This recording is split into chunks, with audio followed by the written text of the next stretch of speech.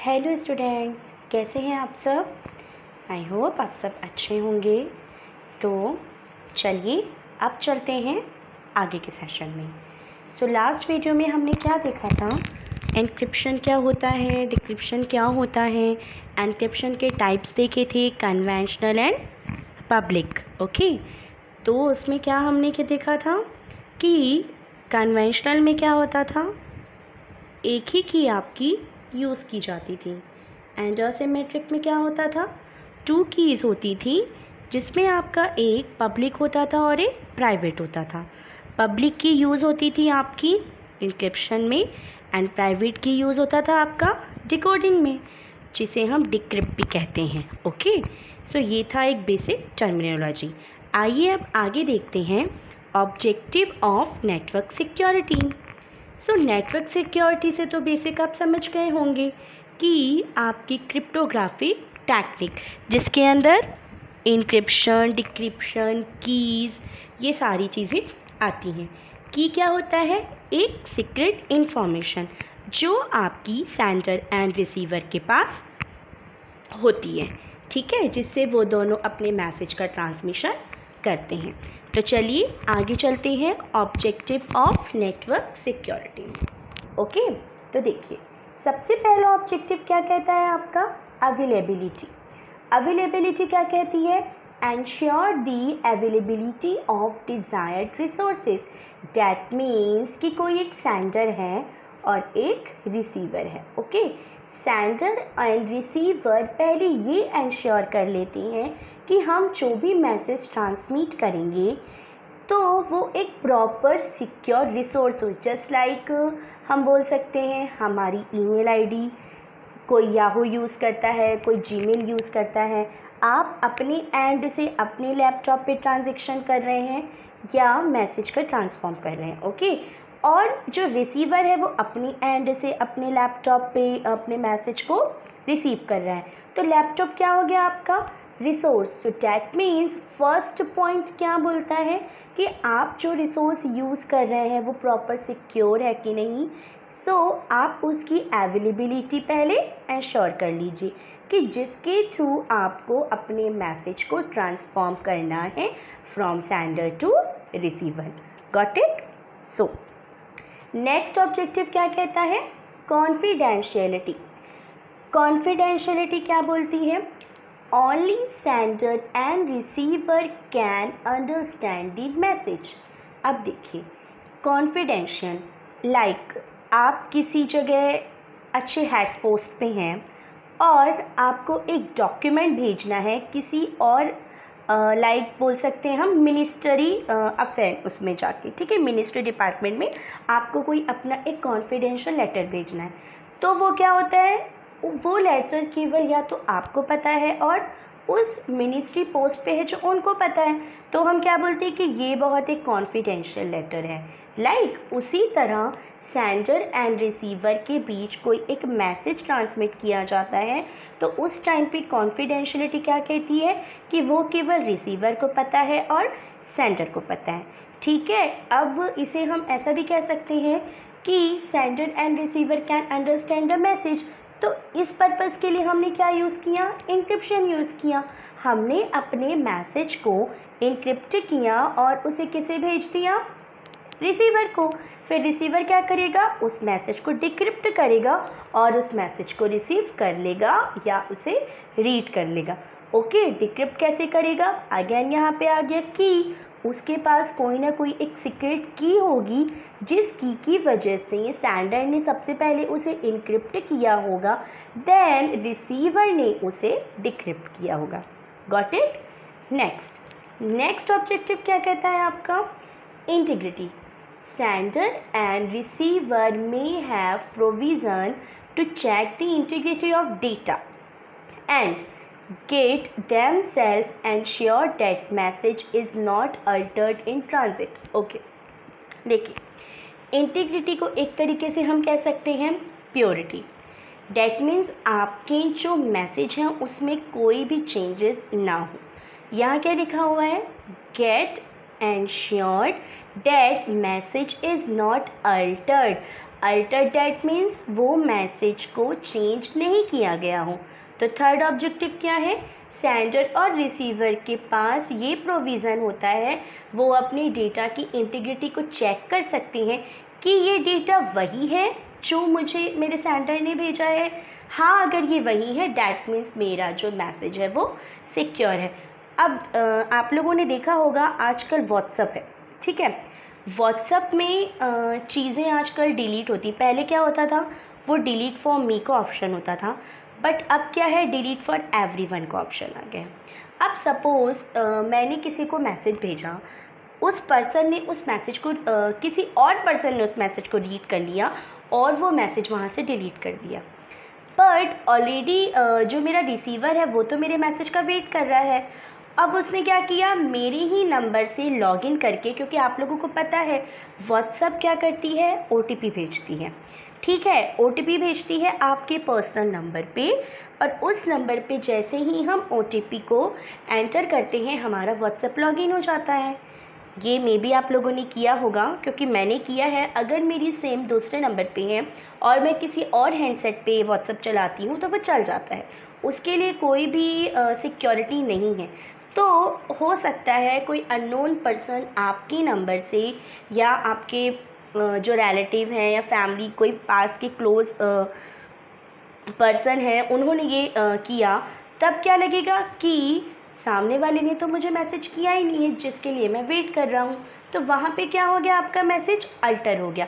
That means आपका जो message है वो तो सिक्योर रहा ही नहीं। तो इसलिए हम क्या चेक करते हैं, इंटीग्रिटी, कि मैं आपको ये मैसेज भेज रहा हूँ या भेज रही हूँ तो क्या ये वही मैसेज है। तो ये हुआ थर्ड, ओके। नेक्स्ट फोर्थ क्या बोलता है objective, anonymity. That means ensure the privacy of the origin of data. That means जहाँ से मुझे डेटा मिल रहा है, जहाँ से मुझे प्रॉपर मैसेज मिल रहा है, क्या वो सिक्योर है। आजकल बैंक फ्रॉड्स बहुत होते हैं, तरह तरह के फ़ोन आते हैं, ये क्रेडिट कार्ड्स हैं, डेबिट कार्ड्स हैं, आपके डेबिट कार्ड का OTP एक्सपायर हो गया है, वन टाइम पासवर्ड आया है, आपका पिन एक्सपायर हो गया है। तो ये सब क्या है, आपकी फ्रॉड केसेस होते हैं। तो वो क्या करते हैं, हमें उस समय क्या इंश्योर करना पड़ता है कि नहीं, हमारे पास ना तो कोई डेबिट कार्ड है ना क्रेडिट कार्ड है। तो ये क्या हुआ आपका, आपने उस समय क्या चेक किया, उसकी ओरिजिन चेक की। डैट मीन्स जहाँ से आपका डेटा आ रहा है वो प्रॉपर सिक्योर है कि नहीं। अगर मुझे कोई कॉल आ रही है तो क्या मैं उस सही पर्सन से बात कर रही हूँ या नहीं, कहीं मेरा डेटा तो लॉस्ट हो रहा है या नहीं हो रहा है। तो ये सब क्या है, आपकी एक सिक्योरिटी रीजंस है, ओके। सो एनोनिमिटी क्लियर। नेक्स्ट है आपका authenticity. This is a very most important objective. Authenticity क्या कहती है, सेंडर और receiver want to confirm the identity of each other। like अगर आप वर्क करते हैं कहीं, या आप कॉलेज में टीचर हैं या एज अ स्टूडेंट हैं, आजकल हर जगह हमको एक आइडेंटिटी प्रोवाइड की जाती है। वो क्या हो गई आपकी ऑथेंटिसिटी। दैट मीन्स देखिए, सेंडर और receiver want to confirm the identity of each other. Like एक कॉलेज है, मैं उस कॉलेज की स्टूडेंट हूँ, मुझे उस कॉलेज में एंटर होने के लिए एक बायोमेट्रिक ID कार्ड प्रोवाइड किया जाता है। डैट मीन्स मुझे एक ऑथेंटिसिटी दी गई है कि जब भी मैं अपने कॉलेज में एंटर करूं, उस बायोमेट्रिक कार्ड को मशीन पे लगाऊं, दैन गेट ओपन हो और मैं वहां अंदर जा सकूं। तो ये क्या हो गई, मेरी ऑथेंटिसिटी। तो इसमें मैं क्या हो गई, रिसीवर। सेंडर कौन हो गया, मेरा एक कॉलेज। सो हम दोनों के बीच ऑथेंटिसिटी क्या हुई, एक ID कार्ड, एक आइडेंटिटी। लाइक हम बोल सकते हैं जैसे अभी कोविड का माहौल चल रहा है, ओके, बहुत सी जगह E-पासेस लगे हैं, लोग अपने घरों में पहुंचने के लिए बहुत सारी चीज़ें की हैं, लोगों ने बहुत प्रॉब्लम फेस की हैं। तो एक आधार कार्ड, तो आधार कार्ड क्या हो गया आपका, ID कार्ड। तो उस आधार कार्ड के थ्रू आपकी आइडेंटिटी चेक की जाती है। लाइक नेटवर्क सिक्योरिटी में भी ऐसा होता है, सेंडर के पास भी एक कोड होता है और एक रिसीवर के पास भी कोड होता है। ये कोड उनकी अपनी आइडेंटिटी होती है, जिससे हम ये फाइनल कर सकें कि हम किसी सही पर्सन के साथ ही अपने मैसेज का ट्रांसमिशन कर रहे हैं, okay. And last authorization. Authorization क्या बोलता है? Access to the resources are authorised after authentication.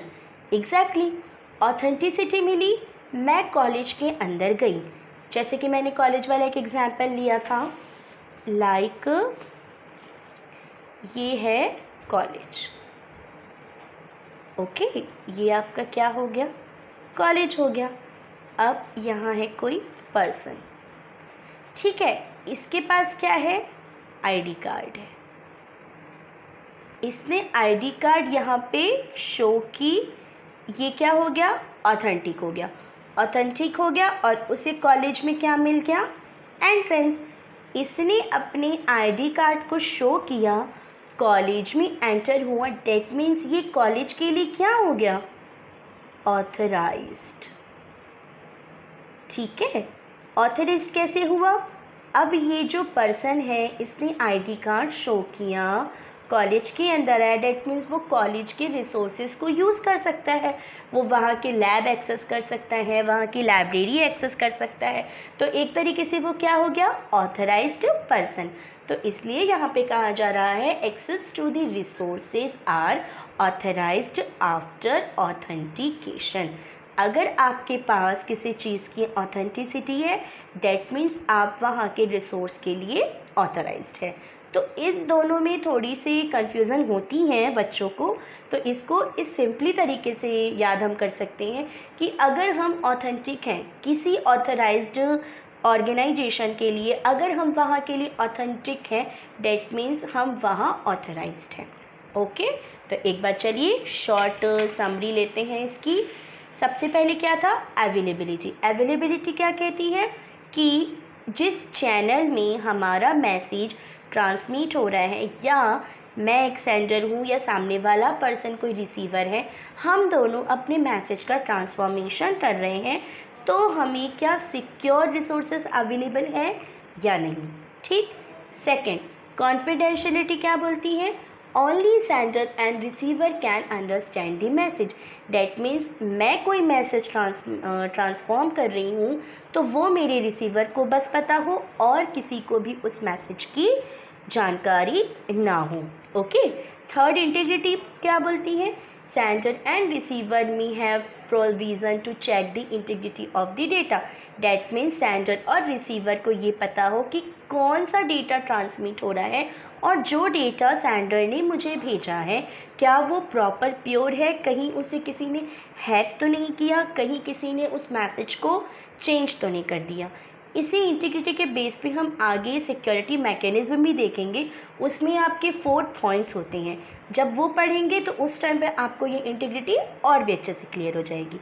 ठीक है, तो चलिए नेक्स्ट आपका एनोनिमिटी क्या बोलता है कि ensure the privacy of the origin of data. That means जहाँ से आपका डेटा ट्रांसफॉर्म होके आ रहा है वो प्रॉपर है या नहीं, सिक्योर है या नहीं। एंड ऑथेंटिसिटी, सेंडर और receiver want to confirm the identity of each other. That means आप प्रॉपर ऑथेंटिक पर्सन है कि नहीं, आपको हमारे ऑर्गेनाइजेशन के लिए एक आईडी प्रोवाइड की गई है या नहीं, या आप पूरी तरीके से सिक्योर हैं या नहीं। इसे और ऐसे भी कह सकते हैं, सेंडर ने अपना एक कोड जनरेट करके रखा हुआ है, रिसीवर ने अपना एक कोड जनरेट करके रखा हुआ है, क्या वो दोनों कोड ओके हैं हमारे ऑर्गेनाइजेशन के लिए? डैट मीन्स वो ऑथेंटिक है। उसके बाद आपका क्या हुआ? Authorisation. Access to the resources are authorised after authentication. अगर आप उस अथॉरिटी में आने के लिए या उस ऑर्गेनाइजेशन में आने के लिए प्रॉपर सिक्योर है या प्रॉपर अलाउड है, डैट मीन्स आप ऑथराइज्ड हैं। सो ये था आपका objective of network security. I hope आपको ये पॉइंट्स क्लियर हो गए होंगे। आगे हम मिलेंगे कुछ सिक्योरिटी मैकेनिज्म के साथ। सो बने रहिए मेरे वीडियो के साथ एंड मेरे बाकी के वीडियोस को भी चेक करते रहिए। एंड जिसने भी मेरा चैनल सब्सक्राइब नहीं किया है उनसे रिक्वेस्ट है मेरा चैनल सब्सक्राइब करें। आगे मैं और भी अमेजिंग वीडियो के साथ मिलती रहूँगी। Thank you.